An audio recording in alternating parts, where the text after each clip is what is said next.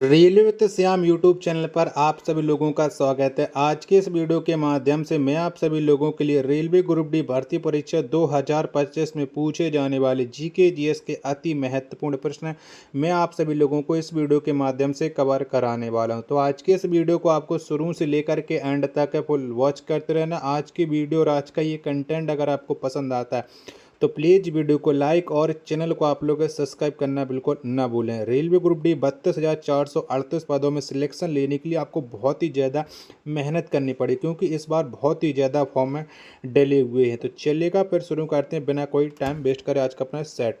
तो पहला प्रश्न आ जाता है कि डबल फॉल्ट का संबंध किस खेल से है। तो बताओ इनमें से कौन से खेल से ये डबल फॉल्ट संबंध रखता है। पहले प्रश्न का राइट आंसर क्या हो जाएगा। तो डबल फॉल्ट का जो संबंध हो जाता है वो आपको बताना है कि इनमें से कौन से खेल से। तो इसका संबंध हो जाता है टेनिस से, यानी पहले प्रश्न का डी ऑप्शन देने वालों का करेक्ट आंसर हो जाएगा। अगला प्रश्न आ जाता है आपके सामने प्रश्न संख्या 2 कि अर्जुन पुरस्कार कब से देना शुरू हुआ। तो बताओ में से कब से शुरू हुआ है अर्जुन पुरस्कार देना। दूसरे नंबर प्रश्न का राइट आंसर क्या हो जाए। कब से प्रदान किए जा रहा है अर्जुन पुरस्कार। तो अर्जुन पुरस्कार ये 1961 से प्रदान किए जा रहा है। 2 का सी ऑप्शन देने वालों का राइट आंसर हो जाएगा। नेक्स्ट प्रश्न आ जाता है प्रश्न संख्या 3 कलिंग पुरस्कार किसके द्वारा दी जाती है, यानी कलिंग पुरस्कार को कौन सी संस्था या संगठन देता है ये आपको बताना है। 3 का राइट आंसर क्या हो जाएगा। तो यूनेस्को के द्वारा कलिंग पुरस्कार प्रदान किए जाते हैं। 3 का डी ऑप्शन देने वालों का करेक्ट आंसर हो जाएगा। नेक्स्ट प्रश्न आ जाता है प्रश्न संख्या 4 है कि पृथ्वी की घूर्णन गति किस ध्रुव पर उच्चतम होती है। तो बताओ कौन से ध्रुव पर सबसे ज़्यादा होती है घूर्णन गति पृथ्वी की। प्रश्न संख्या 4 का राइट आंसर क्या हो जाएगा। तो ये उत्तरी ध्रुव पर सबसे उच्चतम होती है। 4 का ए ऑप्शन देने वालों का राइट आंसर हो जाएगा। अगला प्रश्न आ जाता है प्रश्न संख्या 5 केंद्र शासित प्रदेशों का शासन कौन चलाता है। तो बताओ इनमें से कौन से व्यक्ति के द्वारा केंद्र शासित प्रदेशों का शासन चलाया जाता है। 5 का राइट आंसर क्या हो जाएगा। तो ये शासन चलाता है राष्ट्रपति। 5 का बी ऑप्शन देने वालों का करेक्ट आंसर हो जाएगा। नेक्स्ट प्रश्न आ जाता है प्रश्न संख्या 6 कि एशिया विकास बैंक का मुख्यालय कहाँ है। तो बताओ इनमें से कहाँ पर पड़ता है एशिया विकास बैंक का मुख्यालय। 6वें नंबर प्रश्न का राइट आंसर क्या हो जाएगा। तो ये पड़ता है मनीला में। 6 का सी ऑप्शन देने वालों का करेक्ट आंसर हो जाएगा। अगला प्रश्न आ जाता है प्रश्न संख्या 7 है अशोक के अभिलेख को सर्वप्रथम जेम्स प्रिंसेस ने कब पढ़ा। तो कब पढ़े गए थे अशोक के अभिलेख। प्रश्न संख्या 7 का राइट आंसर आपको बताना है कि 7 का राइट आंसर क्या हो जाएगा। तो अशोक के अभिलेखों को जो जेम्स प्रिंसेप ने पढ़ा था ये 1837 में पढ़ा था, यानी 7 का डी ऑप्शन देने वालों का राइट आंसर हो जाएगा। चलिएगा, वीडियो पसंद आ रही होगी तो प्लीज़ इस वीडियो को अपने दोस्तों के पास ज़्यादा से ज़्यादा शेयर कर दीजिएगा, जिससे वो भी लोग हमारे साथ है जुड़ जाओ। लगातार प्रैक्टिस सेट है लगाते रहा रेलवे ग्रुप डी स्पेशल। 8वें नंबर का प्रश्न आ जाता है कि प्रथम योग विश्वविद्यालय की स्थापना कहाँ हुई थी। तो बताओ कहाँ पर की गई थी। तो योग विश्वविद्यालय की स्थापना सबसे पहले ये मुंगेर में की गई थी। 8 का बी ऑप्शन देने वालों का राइट आंसर हो जाएगा। 9वें नंबर का प्रश्न आ जाता है कि डेंगू ज्वार किसके द्वारा होता है। तो बताओ में से किससे फैलता है ये डेंगू ज्वार। 9 का राइट आंसर क्या हो जाएगा। तो डेंगू जो ज्वार है ये विषाणु के द्वारा होता है। 9 का डी ऑप्शन देने वालों का करेक्ट आंसर हो जाएगा। चलिएगा, अगला प्रश्न आ जाता है प्रश्न संख्या 10 है कि मेट्टूर बांध किस नदी पर बना है। तो बताओ इनमें से कौन सी नदी पर मेट्टूर बांध का निर्माण है किया गया है। 10 का राइट आंसर क्या हो जाएगा। तो मेट्टूर बांध का जो निर्माण किया गया है ये कावेरी नदी पर किया गया है। 10 का डी ऑप्शन देने वालों का राइट आंसर हो जाएगा। चलिएगा, अगला प्रश्न आ जाता है प्रश्न संख्या 11 कि बौद्ध धर्म मानने वालों की संख्या किस राज्य में सर्वाधिक है। तो बताओ इनमें से एक राज्य ऐसा है जहां पर सबसे ज़्यादा लोग बागों के द्वारा बौद्ध धर्म माना जाता है। वो राज्य कौन सा हो जाएगा। तो वो राज्य हो जाता है महाराष्ट्र। 11 का बी ऑप्शन देने वालों का करेक्ट आंसर हो जाएगा। चलिएगा, अगला प्रश्न आ जाता है प्रश्न संख्या 12 के रोलेक्ट एक्ट किसके शासनकाल में पारित हुआ था। तो बताओ में से कौन से शासनकाल में हुआ था, कौन से व्यक्ति के शासनकाल में रोलेक्ट एक्ट आया था। 12 का राइट आंसर क्या हो जाएगा। तो ये लॉर्ड चेम्सफोर्ड के शासनकाल में और रोलेक्ट एक्ट पारित किया गया था। 12 का सी ऑप्शन राइट आंसर हो जाएगा। अगला प्रश्न प्रश्न संख्या 13 आ जाता है कि संविधान के समक्ष किसने उद्देश्य का प्रस्तावित किया था। तो बताओ किसके द्वारा उद्देश्य को प्रस्तुत किया गया था संविधान सभा के समक्ष। 13 का राइट आंसर क्या हो जाएगा। तो इसे जो पेश किया था वो पेश किया था जवाहरलाल नेहरू ने। 13 का डी ऑप्शन राइट आंसर हो जाएगा। अगला प्रश्न आ जाता है प्रश्न संख्या 14 आपके सामने, किस गवर्नर जनरल ने खुद को बंगाल का शेर कहा था? तो बताओ में से किसने कहा था खुद को बंगाल का शेर? 14 का राइट आंसर आपको बताना है। जब तक मैं 14 के आपको चारों ऑप्शन दिखा रहा हूँ तब तक आप लोग इस वीडियो को लाइक करके चैनल को आप लोग सब्सक्राइब जरूर कर लीजिएगा। तो बताओ किसने कहा था अपने आप को बंगाल का शेर? 14 का राइट आंसर क्या हो जाएगा? तो ये कहा था लॉर्ड वेलेजली ने। 14 का ए ऑप्शन देने वालों का राइट आंसर हो जाएगा। अगला प्रश्न आ जाता है प्रश्न संख्या 15 के, जवाहरलाल नेहरू कांग्रेस के अध्यक्ष कितनी बार बने? तो बताओ कितनी बार बने हुए हैं? तो जवाहरलाल नेहरू कांग्रेस के जो अध्यक्ष बने हुए हैं ये 3 बार बने हुए हैं। 15 का बी ऑप्शन देने वालों का राइट आंसर हो जाएगा। अगला प्रश्न आ जाता है प्रश्न संख्या 16 की, भारत छोड़ो आंदोलन किस वायसराय के काल में हुआ था? तो बताओ में से किसके कार्यकाल में हुआ था? तो भारत छोड़ो आंदोलन ये जो उस समय जो वायसराय हो जाते हैं वो वायसराय हो जाते हैं लॉर्ड लिनथगो। 16 का सी ऑप्शन देने वालों का राइट आंसर हो जाएगा।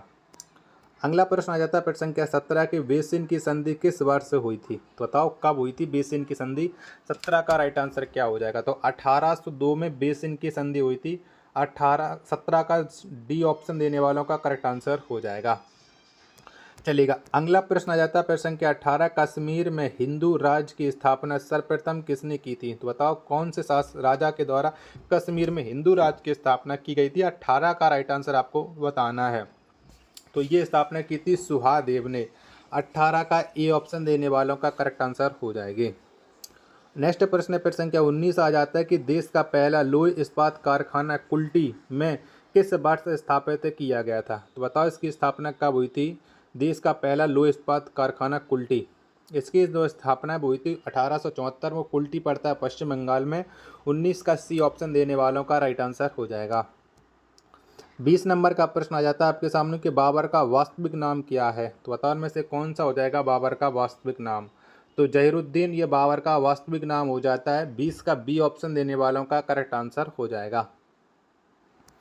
चलिएगा। अगला प्रश्न आ जाता है प्रश्न संख्या 21 से आपके सामने, कांग्रेस के किस अधिवेशन में हिंदी को राष्ट्रभाषा के रूप में प्रस्तुत किया गया? तो बताओ कौन से अधिवेशन में हिंदी को राष्ट्रभाषा के रूप में पेश किया गया था? 21 का आंसर आपको बताना है।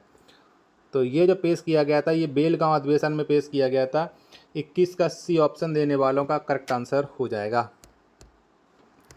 अगला प्रश्न आ जाता है प्रश्न संख्या 22 से, ग्वालियर की संधि कब हुई थी? तो बताओ कौन से डेट में ये ग्वालियर की संधि हुई थी? 22 का राइट आंसर आपको बताना है कि 22 का राइट आंसर क्या हो जाएगा? तो 1817 में ग्वालियर की संधि हुई थी। 22 का बी ऑप्शन देने वालों का ये करेक्ट आंसर हो जाएगा। आशा और उम्मीद करता हूँ आज की वीडियो और आज का कंटेंट आपको ज़रूर पसंद आ रहा होगा। तो प्लीज़ वीडियो को लाइक और चैनल को आप लोग सब्सक्राइब करना ना भूलें। अगला प्रश्न आ जाता है आपके सामने प्रश्न संख्या 23 है, गोमतेश्वर की मूर्ति का निर्माण किसने करवाया? तो बताओ में से कौन से व्यक्ति ने गोमतेश्वर की मूर्ति का निर्माण है वो करवाया था? तो ये निर्माण करवाया था चामुंडा राय ने। 23 का ए ऑप्शन देने वालों का करेक्ट आंसर हो जाएगा। नेक्स्ट प्रश्न आ जाता है प्रश्न संख्या 24 है कि टिहरी बांध का निर्माण किस नदी पर हुआ है? तो बताओ में से कौन सी नदी पर हुआ है टिहरी बांध का निर्माण? 24 का राइट आंसर क्या हो जाएगा? तो ये निर्माण है भागीरथी नदी पर हुआ है। 24 का डी ऑप्शन देने वालों का राइट आंसर हो जाएगा।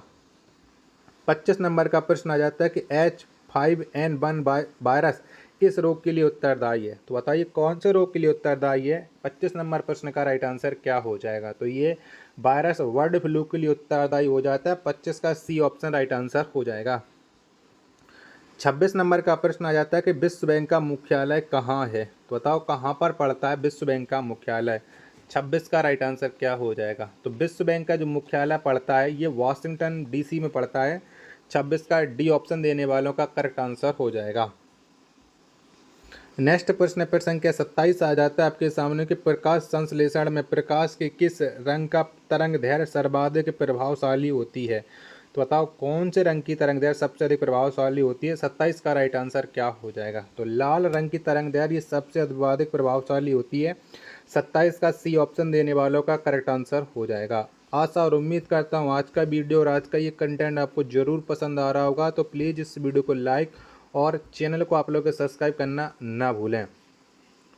28 नंबर का प्रश्न आ जाता है कि 1942 के भारत छोड़ो आंदोलन के दौरान भारत का वायसराय कौन था? तो बताओ उस समय कौन वायसराय हो जाता है? भारत छोड़ो आंदोलन के समय। 28 नंबर प्रश्न का राइट आंसर क्या हो जाएगा? तो इसके जो वायसराय हो जाते हैं वो लॉर्ड लिनथगो हो जाती हैं। 28 का सी ऑप्शन देने वालों का राइट आंसर हो जाएगा।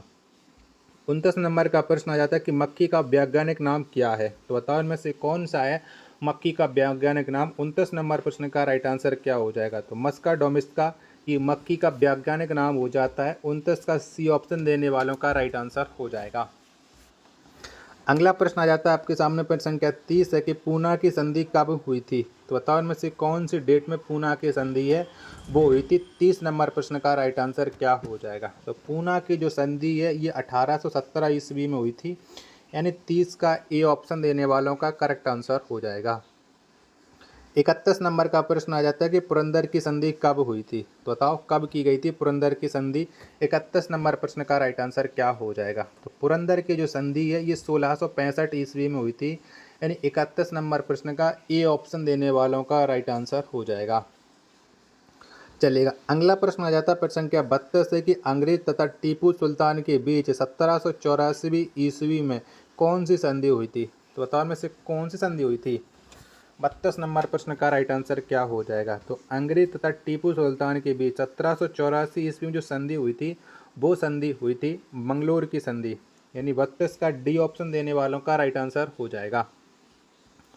नेक्स्ट प्रश्न आ जाता है प्रश्न संख्या 33 है कि नाजीवाद की स्थापना किसने की? तो बताओ में से कौन से व्यक्ति के द्वारा नाजीवाद की स्थापना की गई थी? 33 का राइट आंसर क्या हो जाएगा? तो एडोल्फ हिटलर ने नाजीवाद की स्थापना की थी। 33 का सी ऑप्शन देने वालों का करेक्ट आंसर हो जाएगा। चलिएगा, अगला प्रश्न आ जाता है आपके सामने प्रश्न संख्या 34 है कि पृथ्वीराज रासो के लेखक कौन है? तो बताओ में से कौन से व्यक्ति के द्वारा पृथ्वीराज रासो पुस्तक लिखी गई है? 34 का राइट आंसर क्या हो जाएगा? तो इसके जो लेखक हो जाते हैं वो चंद्रवरदाई हो जाते हैं। 34 का बी ऑप्शन देने वालों का करेक्ट आंसर हो जाएगा। अगला प्रश्न आ जाता है प्रश्न संख्या 35 कि जापनाय भवन का निर्माण किसने किया था? तो बताओ इनमें से कौन से व्यक्ति के द्वारा जापनाय भवन का निर्माण किया गया है? 35 का राइट आंसर क्या हो जाएगा? तो इसका जो निर्माण है वो मोहम्मद बिन तुगलक ने किया था। 35 का ए ऑप्शन देने वालों का राइट आंसर हो जाएगा। चलिएगा, अगला प्रश्न आ जाता है प्रश्न संख्या 36 कि बाणभट्ट किसके दरबार में रहता था? तो बताओ में से कौन से व्यक्ति के दरबार में बाणभट्ट रहता था? प्रश्न संख्या 36 का राइट आंसर क्या हो जाएगा? तो बाणभट्ट ये हर्षवर्धन के दरबार में रहते थे। 36 का डी ऑप्शन देने वालों का राइट आंसर हो जाएगा। अगला प्रश्न आ जाता है प्रश्न संख्या 37 है कि आना सिक्का किस मुगल शासक ने चलवाया? तो बताओ किसने चलवाया था आना सिक्का? 37 का राइट आंसर क्या हो जाएगा? तो इस सिक्के को जो चलवाया था वो शाहजहां ने चलवाया था। 37 का सी ऑप्शन देने वालों का करेक्ट आंसर हो जाएगा।